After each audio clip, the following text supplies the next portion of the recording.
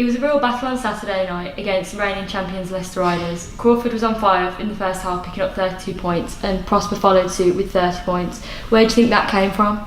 I think overall, guys were being a little bit more aggressive.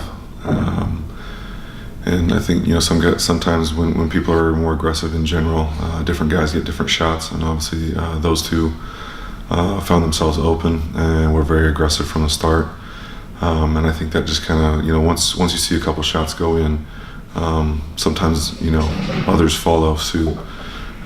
So I think from that standpoint, just being aggressive as a team, but then finding guys that were hot and then continuing to get them the basketball.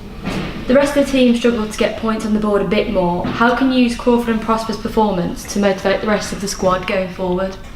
I think in every game we're going to find some guys are hot, some guys, are going to contribute in different ways on any given night.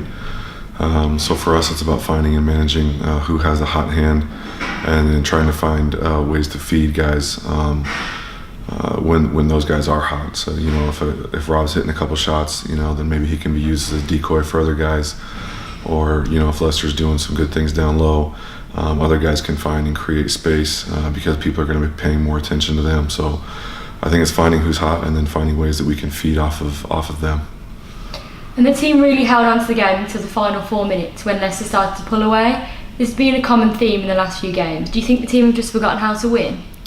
I don't think it's a case of forgetting how to win. I think it's doing the necessary things the last 4 minutes, maintaining that focus, maintaining that level of energy. I would say for the first 32 minutes of the basketball game against Leicester, we did a pretty good job. We maintained focus. Basketball is moving a little bit better, and maybe we're tightening up a little bit. Maybe it's some dead legs. We played with 7 players, with Dan having come in and hasn't really trained with us too much. So I think that's a culmination of things. But for us, I think having the mental focus to do what we need to do and maintain what we had been for the first 30 minutes. And you travel to second place Sheffield this Friday. What are you going to work on to ensure that you can close the game out if you're in this position again? I think for us, it's just doing late game situations, scenarios.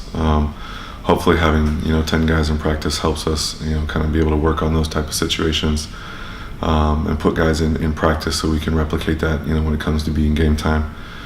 And it's just going to be a battle when we go to Sheffield. They're down a few guys, we're down a couple guys, so I think for us it's time to eliminate excuses and try to get results.